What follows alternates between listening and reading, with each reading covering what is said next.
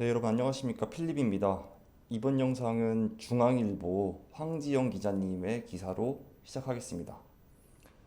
먼저 YG 엔터테인먼트에 관한 기사인데 양현석 씨의 무죄에 웃었고 빅뱅에 울었다고 하는데 자세한 내용 한번 알아보겠습니다. 오랜 불확실성을 떨쳐내나 싶었던 YG 엔터테인먼트의 내년을 안심할 수 없게 되었습니다. 양현석 전 대표의 1심 무죄 판결에 대해 검찰이 항소했기 때문입니다. 여기에 빅뱅 멤버들이 잇따라 YG와 결별을 알리면서 핵심 아티스트 지식재산권의 공백 또한 불가피한 상황입니다. 2019년 공익제보자 A씨의 신고 이후 3년 만에 1심 재판에서 양현석 씨는 무죄를 선고받았습니다. 재판부는 공익제보자 진술이 수차례 바뀌었고 공익제보자가 진술 번복 후에 5억 원의 돈을 기대했던 점을 이유로 들었습니다. 양 전 대표는 재판부의 판결에 깊은 존경과 감사의 말씀을 드린다고 전하면서 본연의 자리에서 최선의 노력을 다하겠다고 밝혔습니다.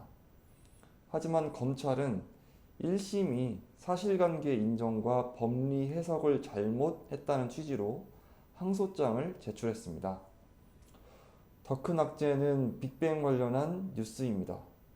태양은 26일 그리고 대성은 27일 YG와 결별을 공식화했습니다.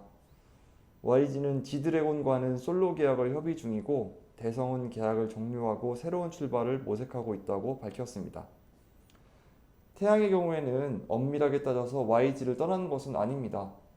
양현석 씨와 함께 YG를 전성기로 이끌었던 프로듀서 테디가 수장으로 있는 더 블랙 레이블과 계약을 했습니다. 앞서 또 다른 멤버 탑은 이미 지난 2월 YG를 떠났습니다. 모두 빅뱅 해체라는 말은 하지 않았지만 탑의 개인 사업과 태양의 솔로 활동 등이 예정되어 있어서 향후 몇 년간 빅뱅 컴백은 어려울 전망입니다. YG 메인 아티스트 IP인 빅뱅의 부재에 대한 우려는 투자 심리를 누르고 있습니다. 빅뱅은 지난 4월 4년 만에 컴백곡 봄, 여울, 가을, 겨울로 차트 1위를 휩쓸면서 음원 매출을 견인했습니다. 무엇보다 내년으로 예정되어 있는 블랙핑크 재계약도 아직은 확답이 없습니다. 태양은 더 블랙 레이블로 둥지를 옮기면서 블랙핑크 이적 등의 가능성이 열리는 변수가 늘어났다는 평가입니다. 블랙핑크는 더 블랙 레이블 수장인 테디와 오랜 음악 작업을 해서 탄탄한 신뢰관계를 이어온 것으로 알려집니다.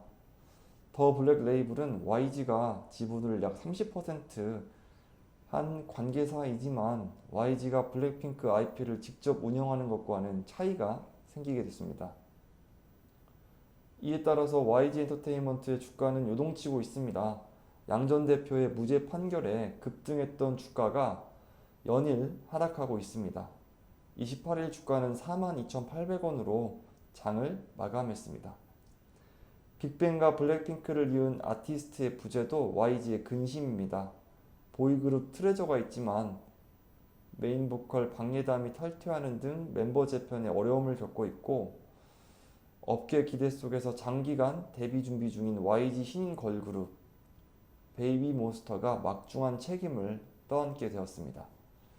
다만 중국의 한한령 해제 기대감에 더해서 트레저의 성장과 리오프닝에 따른 콘서트 재개 등의 호재는 남아있는 상황입니다. 블랙핑크 월드 투어가 내년 3분기까지 예정되어 있고 트레저는 내년 4월까지 첫 아시아 투어를 이어갑니다.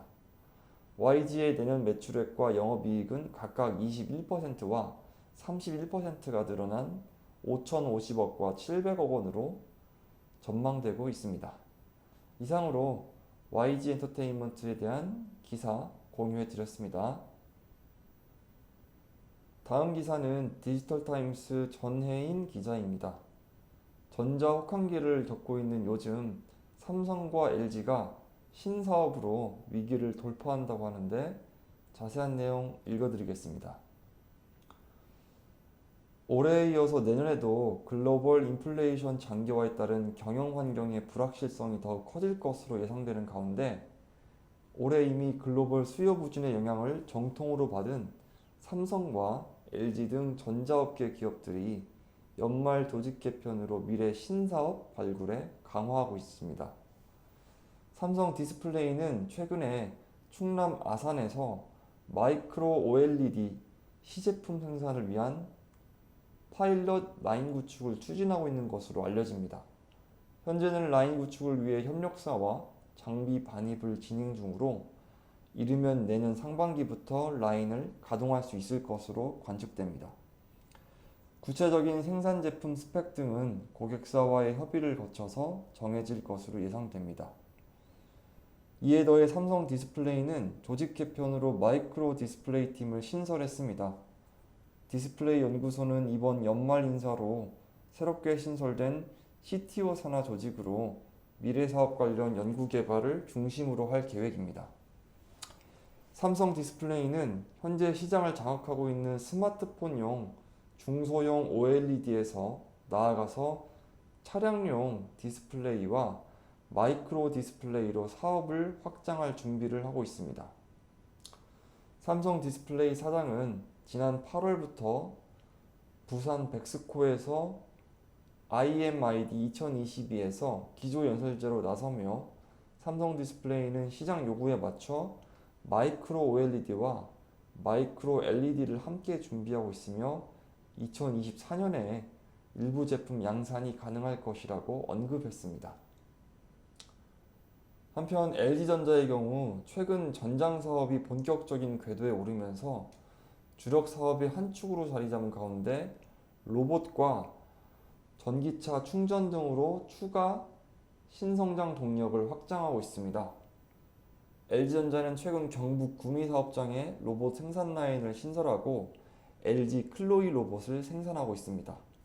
그간 자회사인 로보스타에서 생산하던 클로이 제품을 직접 생산하고 있는 것입니다. 최근 연말 조직 개편에서 BS 사업본부로 이지로봇 프로젝트라는 조직을 신설하기도 했습니다. 마찬가지로 LG전자는 전기차 충전 사업 담당을 신설해서 전기차 충전 사업을 전담하게 하는 등 전기차 충전 사업에서도 발빠른 움직임을 보이고 있습니다. 삼성전자는 최근 글로벌 수요 부진 영향을 가장 크게 받은 가전 부분에 대해서도 적극적인 연구 개발에 나서고 있습니다. 그간 반도체 사업부인 DS 부분에만 있었던 최고 기술 책임자 조직을 가전 모바일 사업부인 DX 부분에 신설했으며 산하에 선행연구 조직인 삼성 리서치를 두고 그 안에 차세대 가전연구팀을 신설하기도 했습니다. 이상으로 전혜인 기자님의 전자 혹한기를 돌파하는 삼성과 LG에 관한 기사였습니다. 이상으로 영상 마치겠습니다. 감사합니다.